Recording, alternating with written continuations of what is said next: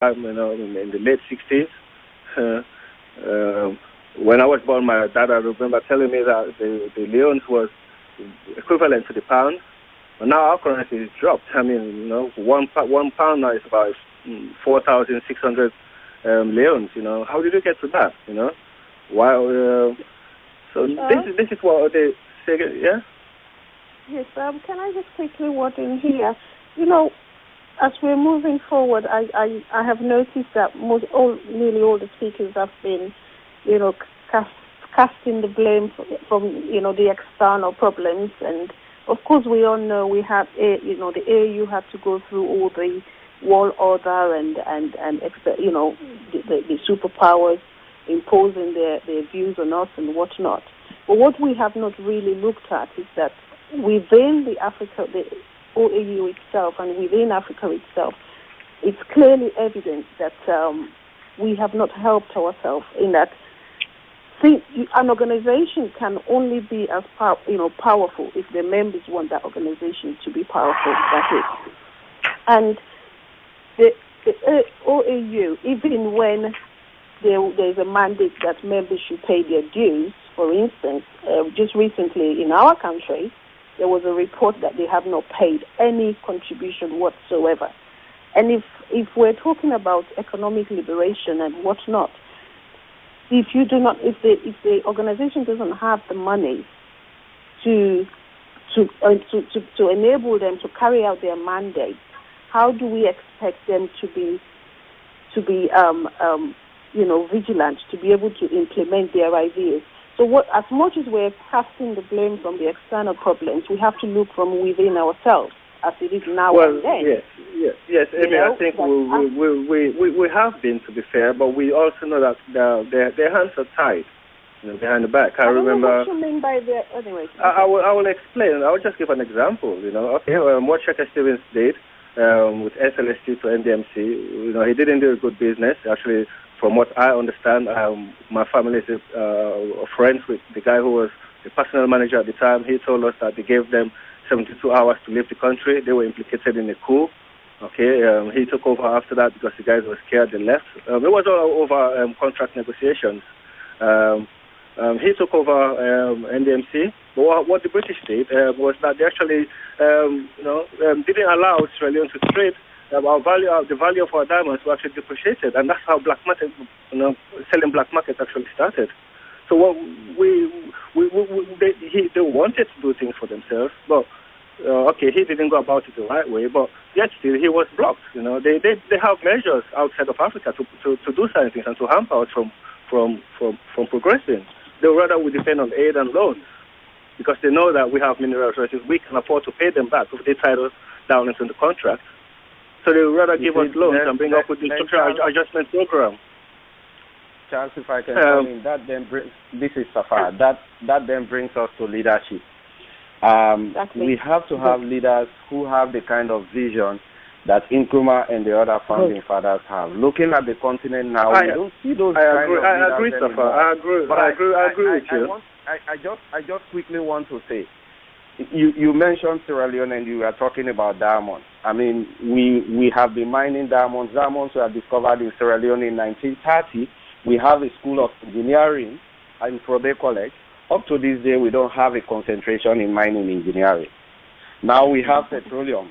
If our leaders are serious, they should be focusing on having a concentration in petroleum engineering so that we train our own engineers. Yeah. But beyond that, we also give them the entrepreneurial education so that they can also be business leaders. And then that's the way we stop people from coming in and taking over these resources. We keep complaining, but we don't have leaders who will say, okay, this is what we need to do. We build the capacity. Can I add something briefly? And then we give them the entrepreneurial education and they will do it. Can I? Okay. I was going to pose a question. If I pose the question, I think we've actually been speaking around that. I'll just pose it and we'll talk around that. And we have 8 minutes for that. We'll start with Sierra Leone. I was saying the currency has gone down, and now we're depending on aid and loans. They even threatening us, saying that we have to accept certain social standards, like accepting gays, for example, that was going to come with a condition on the aid we're going to get. We shouldn't be putting ourselves in that position. We shouldn't be where we are today. Taking Sierra Leone, for example, how did it get so bad from Independence Day? I'll put this question actually to Amy. How did we get so bad, and what's your opinion on that? I'm sure you touched on it, but you've got to give us a few words again. Do you mean me, Amy, or yes, Emil? Amy, okay. Sorry. Right. Well, for me, I think we got it wrong right from leadership. Because someone just talk about it. I'm looking at this whole liberation aspect from within. For so long, we have been looking from the external factor, and if we just concentrate on that, we'll be losing sight of the whole problem. And our leaders since independence, we have not been very fortunate with good leadership who seek the interests of the people. We've never been fortunate enough to even have leaders that are committed to the OAU initial agenda. And for that reason, it's easy to see how Sierra Leone ended up disintegrating. Because I grew up in an era, I would say, rather unfortunate era, where all my youth had to be explained through war scenarios. And I think there is a huge number of us that had grown in that kind of situation.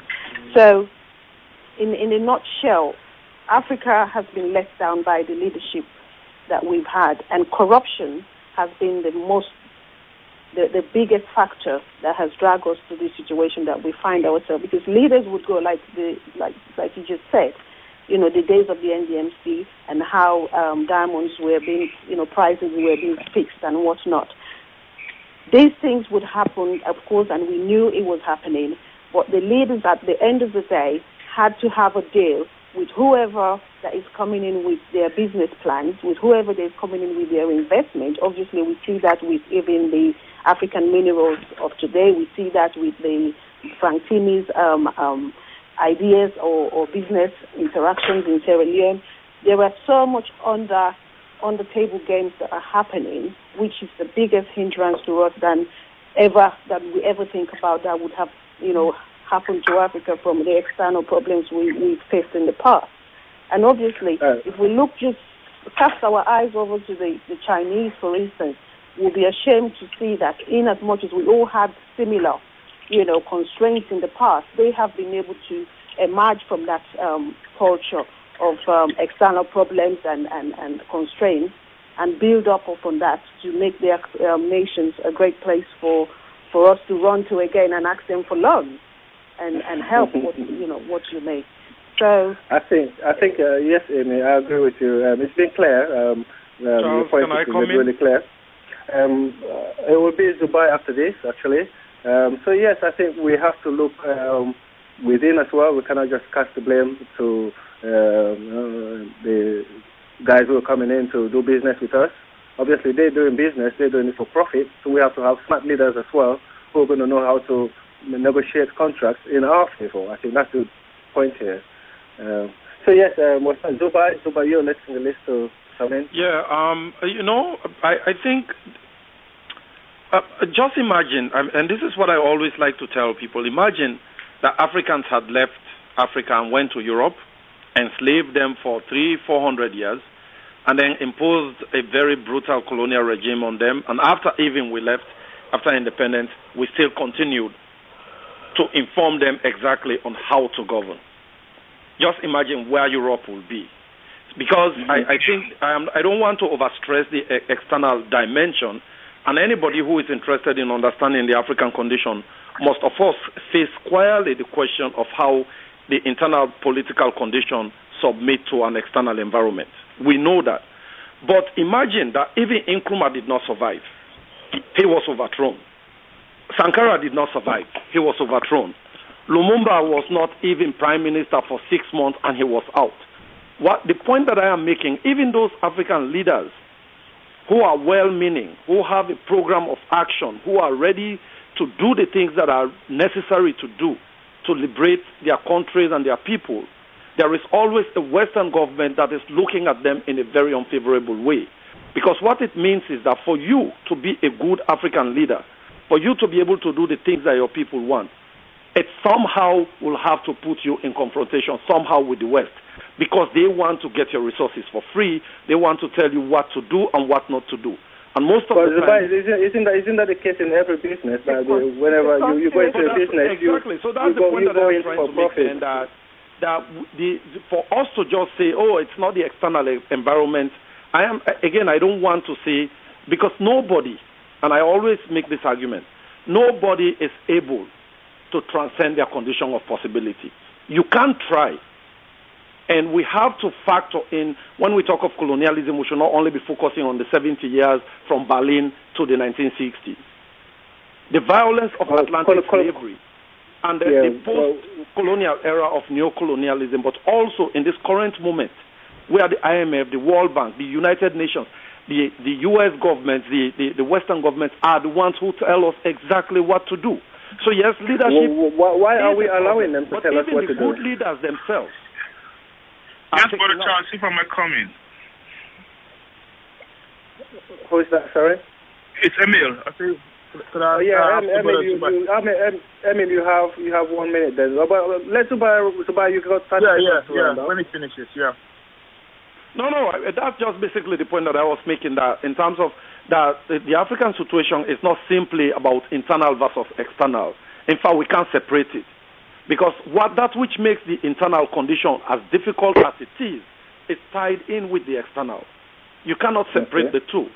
The corrupt leaders we have are made possible precisely because the history that we have, the environment in which they exist, the global system allow those kinds of leaders to rise. The good ones die, or they are overthrown or killed. That's just the point I was making. It's a very good point, actually, so just get a balance here. Emil, you wanted to say something on this? Yes, just to buttress what Brother Zubai was saying, I think we should try to get out of this cul-de-sac politics about saying, we need to look at what our leaders are doing. But just like the brother highlighted, let's look at present-day leaders that are being pushed up there by the West, that they are the good leaders. Tigran Kaba worked for the UN. Ouattara worked for World Bank or the UN. Johnson Saleh worked for the World Bank or the UN. Kigami is in the pockets of the West. We need to look how the West is propagating, what the West is doing, and how we're sitting down and they're pushing them leaders right down our throats. We've got the structural adjustment program being sent to us. They deprived, they told us who to get rid of in their own interest, and we're paying them for it. We see what the World Bank, what the IMF are doing, just like the brother highlighted. We need to look at these things. They are determining the cost of our minerals that they're mining in our own land. We need to look at them things and question them. Why is everything from Africa being dictated by the West? Instead of we blaming our leaders, even the so-called democracy is being pushed down our throats. Yeah, I think the problem is very good point by. Quickly, this is Safa. Okay, Safa, hold on. Charles? Yes, hold on, guys. We are not oblivious of the arguments that are being made by Zuba and by Brother Emil. As a matter of fact, this world international system in which we've been thrust from slavery to colonialism up to the present time and the neo-colonial context, we are fully aware of it. But what we are saying is we also need leaders who can stand up to some of these people. Afterwards, we had Mandela. Mandela was able, throughout his period, he's been able to transform South Africa and he was able to make changes. Jakaya Kikwete in Tanzania, he was able to transform Tanzania. But even as we say these things, as we are aware and as we condemn other people and as we challenge them on the role and the family, then we're never going to be liberated. We're never going to be free. So I could see both sides of it. It's good that I have actually split now 2 for 2 in favor of neocolonization, saying that that's what's affecting us, and I've got 2 panelists who are saying that no, we have to look from within and actually find the solution. But the problem is twofold. There's no bones about that. Caroline, you have 1 minute, then we'll end. Yes, please. Someone spoke of visionary leaders. I side with that person because if we hadn't got visionary leaders then and now, Because if we had had visionary leaders, they would have projected